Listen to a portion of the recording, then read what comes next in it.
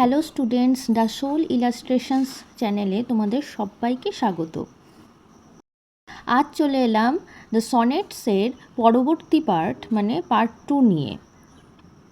Part 1-এ আমরা Shakespearean sonnets বা Elizabethan sonnets অবধি পড়েছিলাম। পার্ট 2-তে আমরা কি পড়ছি? Spenserian sonnets. এই স্পেন্সারিয়ান সনেট 16th সেঞ্চুরিতে আবিষ্কার হয়। এর প্রবক্তা কে ছিলেন? এর প্রবক্তা ছিলেন স্যার এডমান্ড স্পেন্সার।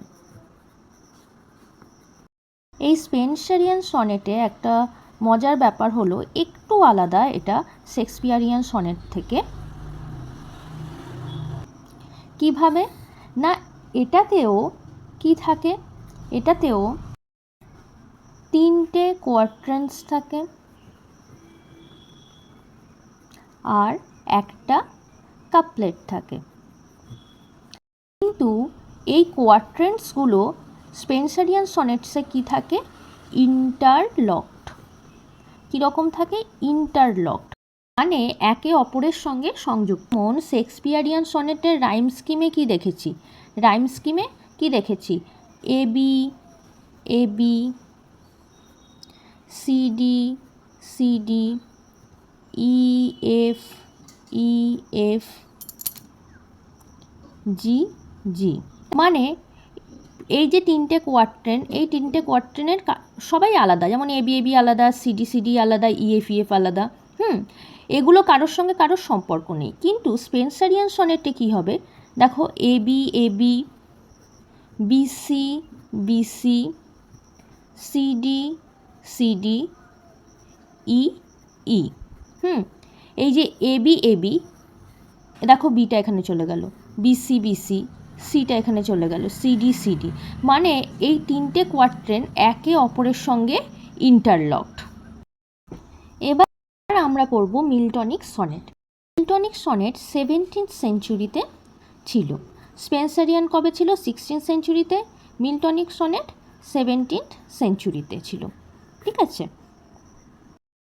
এর প্রবক্তাকে?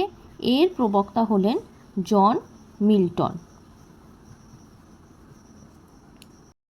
সনেট মূলত প্রেম সংক্রান্ত বিষয় নিয়ে লেখা হতো, মানে সনেটের মূল বিষয় ছিল প্রেম। কিন্তু জন মিল্টন এসে কি করলেন? সেইটাকে পুরো আমূল বদলে দিলেন। তিনি কীরকম লিখতে লাগলেন? তিনি সনেট লিখতে লাগলেন স্যাটারিক্যাল সনেট।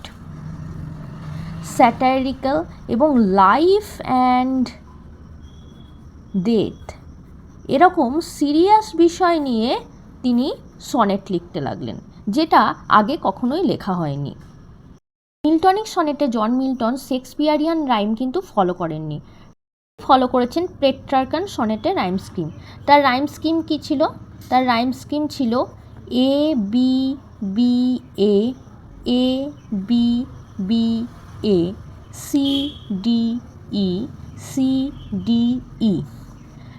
তার সনেটে কোনো রকম কোয়াট্রেন্ট ছিল না, কাপলেট ছিল না, অক্টেভ ছিল না, সেস্টেটও ছিল না। মানে তার সনেটটা পুরো প্রথম থেকে যে 14 লাইন, কোনো রকম স্ট্যান্জা ছিল না, কিচ্ছু ছিল না। তাই তার সনেটটা পুরোই ছিল নিজেই একটা কমপ্লিট সেট। তাই মিল্টনিক সনেট বুঝতে একটু অসুবিধা হয়। এবার আমরা পড়ব উইলিয়াম ওয়ার্ডসওয়ার্থ আবার জন মিল্টনকে ভীষণ ফলো করতেন। ইনি সনেট লিখেছেন কখন? 19th সেঞ্চুরিতে। 19th সেঞ্চুরিতে ইনি সনেট লিখেছেন। ইনিও পেট্রার্কান সনেটের ধাঁচে সনেট লিখেছেন। তার একটা বিখ্যাত সনেট হলো the world is too much with us. ঠিক আছে, এটা বিখ্যাত সনেট। এবার আমরা পড়ব কার্টাল সনেট।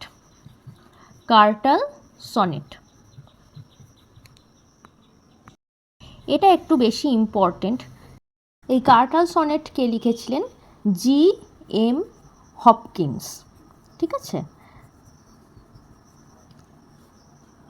জি.এম. হপকিন্স 19th সেঞ্চুরিতে এই কার্টাল সনেট লেখেন। তিনি সনেটের পুরো সংজ্ঞাই বদলে দিয়েছিলেন। কীরকম? আমরা এতদিন জেনে এসেছি কি সনেট হলো 14 লাইনের কবিতা, তাই তো? মানে 14 লাইন হলেই সনেট হবে। কিন্তু এই কার্টাল সনেটে জি.এম. হপকিন্স কী করলেন, তিনি এই 14 লাইনের পরিবর্তে 10.5 লাইনের সনেট লিখলেন। ওনার সনেটে একটা সেস্টেট, একটা কোয়াট্রেন এবং একটা টেইল পিস ছিল। টেইল পিস আমরা জানি কি সেস্টেট মানে 6 লাইন্স, কোয়াট্রেন মানে 4 লাইন্স, তার মানে কি হয়ে গেল, 4 আর 6 10 হয়ে গেল, ঠিক আছে, মানে 10টা হয়ে গেল। আর এই যে হাফটা, এই হাফ লাইনটাকে বলা হয় টেইল পিস, ঠিক আছে। এর রাইম স্কিম আবার দু ধরনের হয়। এক হচ্ছে A B C, A B C, D B C, D B, ঠিক আছে। এ দেখো, একটা সেস্টেট, একটা কোয়াট্রেন, আর এটা হচ্ছে হাফ লাইনের ওই টেল পিসটা। আর একটা কীরকম হয়, A B C, A B C, D C B, D C. ABC ABC sestet, DCBD quatrain, আর সি হচ্ছে টেল পিস। তাহলে কি হলো, 6 4 10, আর এটা হাফ, তাহলে হলো 10.5 লাইনের সনেট। এবার আমরা পড়ব মডার্ন সনেট। মডার্ন সনেট কারা লিখেছিলেন? মডার্ন সনেট মূলত 20th সেঞ্চুরিতে লেখা হয়েছিল।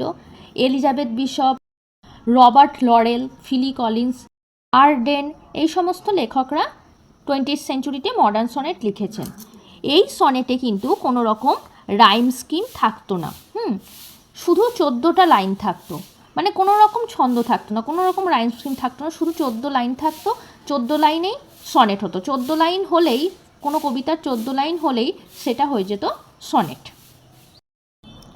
আজ তাহলে এইটুকুই। যদি তোমাদের কোথাও বুঝতে অসুবিধা হয় তাহলে আমাকে প্লিজ কমেন্ট করে জানিও। যদি ভিডিওটা ভালো লেগে থাকে, যদি তোমরা বুঝে থাকো, মানে আমার যেটা মেন মোটো যে সহজে সরল বাংলায় বোঝাবো, তাহলে আমার ভিডিওটায় প্লিজ একটা লাইক করে দিও আর চ্যানেলটা সাবস্ক্রাইব করে নিও আরও আপডেট পাওয়ার জন্য।